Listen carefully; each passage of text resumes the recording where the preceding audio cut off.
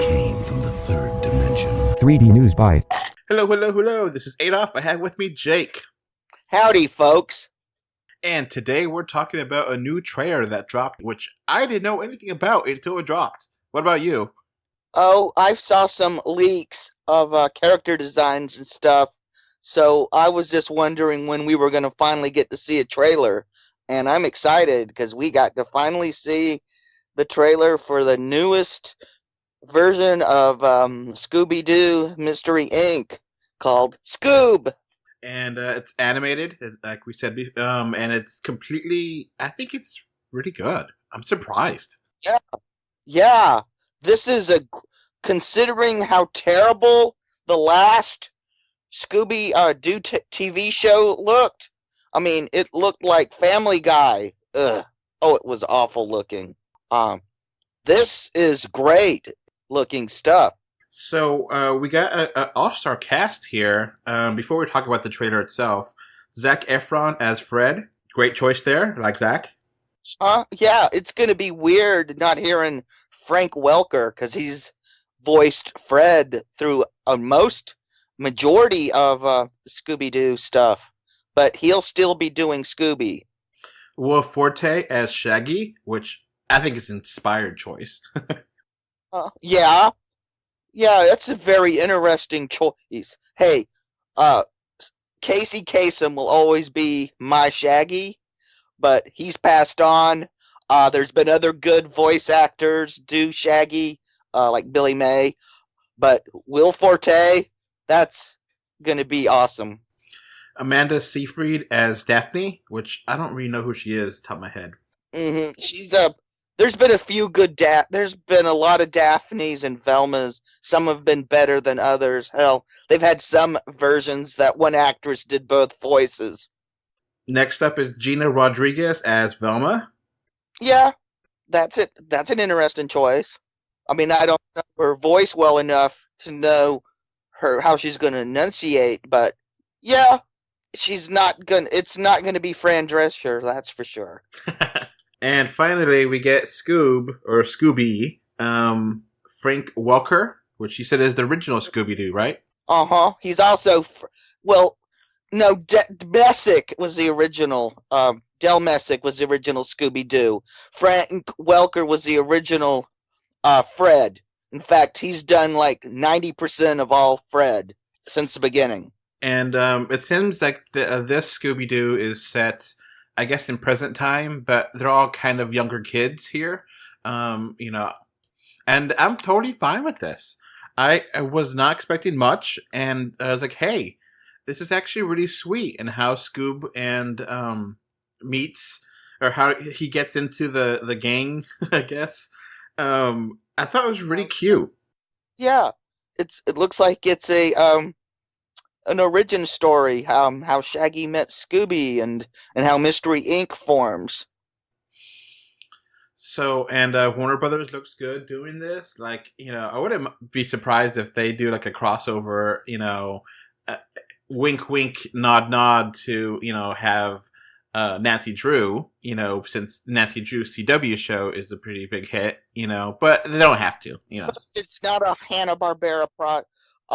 I don't know how much you are familiar with Hanna-Barbera cartoons, but the trick-or-treat scene in the trailer, Shaggy's dressed up as the superhero character Blue Falcon, and Scooby's dressed up as his canine companion Dynamut. In fact, at one time, there was a TV Saturday morning cartoon, the Scooby-Doo Blue Falcon, Dynamut comedy hour. And it would be episodes of Blue Falcon and Scooby-Doo. So what's your experience with Scooby-Doo? I watched him when I was a kid. I think whatever it was around in the 80s whenever I was a kid. So it probably been like the second version maybe, or maybe the 70s version. And I kind of, lost interest after I became an adult. But, I mean, I still like him. I don't hate him. I just stopped caring, I just have always liked Hannah. I mean, it was one of the shows I caught from day one, so I always liked Scooby-Doo, and I've watched at least every version that's come out. most of them have been pretty good. Some of them have been really terrible, but I don't know if you ever saw a pup named Scooby Doo. That was in the 90s, and they were all little kids, and it had kind of a retro 50s style to the art, but it was real sloppily animated, like most things in the 90s were. It had great music, though. I mean, almost like doo-wop kind of soul. I mean, it was just nuts, crazy good music. And I really liked when they kind of grew them up a little bit, because probably one of my favorite standalone Scooby-Doo movie is Zombie Island. Oh, that thing was crazy good. That was the first adventure they had where they actually fought real supernatural stuff. And I think, like me, like most everyone, I really, really didn't like Scrappy. Scrappy Doo. Scrappy. Yep. I used to have a t-shirt with Scrappy Doo on it that said spayed or neuter your pet. So, yeah, and, the Scooby-Doo gang have always gone through some ridiculous adventures and had, the Harlem Globetrotters and Batman and stuff, and it's just ridiculous, but it's fun. Mm-hmm. It was ridiculous in a great way. They even did that Blair Witch parody that is hilariously awesome. So if you can find that on the internet, I recommend checking it out. It's crazy good fun. Have you seen the movies, the live action ones? I have not. I've avoided those like the plague. Yeah, I've seen them. The first one is decent. Then the next theatrical one I didn't care much for. It was eh. And then they moved to TV, and they're varying quality. It's still they're not as good as the animated show. And I really like one they did for Cartoon Network. That was a continuous. It was like one story through the season. God, I'm trying to remember. Was it Mystery Inc?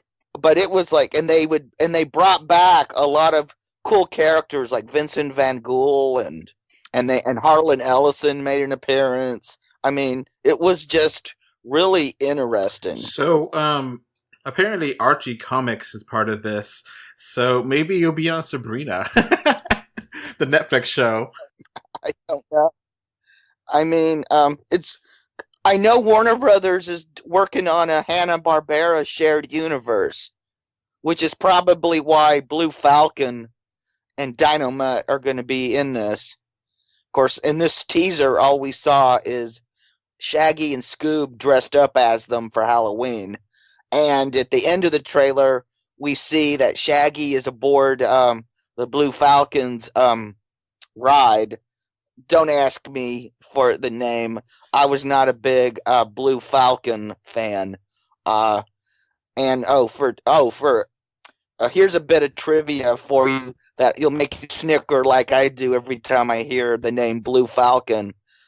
Blue Falcon is a military slang term for people who screw over their buddies. But Blue Falcon is the polite way of saying it. I won't say what it stands for, but I'll give you a hint. Falcon is not the actual word, and let you figure it out. So going back to this teaser trailer, I was surprised how much heart it had and how sweet-natured it was. And, it didn't look overly goofy. It didn't look too wacky. And it made sense in this time period. This is like the polar opposite of Addams Family, where this looks like, hey, we're going to bring them back and we're going to make them animated and we're going to really make this really heartwarming and nice. Mm-hmm. Yeah, they have a good idea here. So, I'm totally okay with Scooby talking in the cartoon more than live action, Yeah. Mm-hmm. I mean, Scooby's always been CGI in the movies. You might as well make everybody else CGI too. It's looking like they figured, and I'm glad they got they finally got Fred right. I'll let you in on a secret. When Fred was designed, people didn't wear ascots much.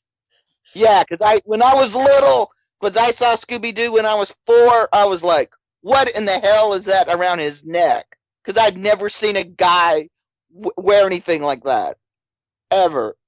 And I have seen very few people outside of Scooby Doo gang cosplayers ever wear an ascot. And the character models, overall, they look exactly like you think they should, and that's a fantastic compliment compared to, like, the Addams Family. They're three-dimensional, they look, up to date, but they're not completely up to date to not be recognizable. They work. You know who they are when you recognize them, and you automatically recognize them, and it works. So this is how you do things right. Mm-hmm. Yeah, this is beautiful design work and beautifully animated. I mean, this trailer looked absolutely lovely. I'm looking forward to seeing this. I mean, I'm a big Scooby fan, and after and I felt so burnt by the last TV show. I mean, it looked like a third-rate Seth MacFarlane thing. I mean, it was terrible. Now, we do not know if this is going to be in 3D or not, but we're going to assume that right now. Most animated movies are. A vast majority of them are. So this comes out in May 2020, and we're looking forward to it. So that's basically it for this podcast. Okay, before this podcast wraps up, I want to thank my patrons. Thank you, David and Mr. Bengal5, for your financial support on patreon.com. So that's going to be it for this podcast. You can find us, 3dor2d.com, on Facebook, Twitter, Instagram, Pinterest, and so much more. Just look for 3D or 2D. You can also send us your listener mail. Our email address is email3dor2d@gmail.com. Links are in the description. Thank you for listening and or watching. Bye. Bye. Bye. Goodbye. Bye, everyone.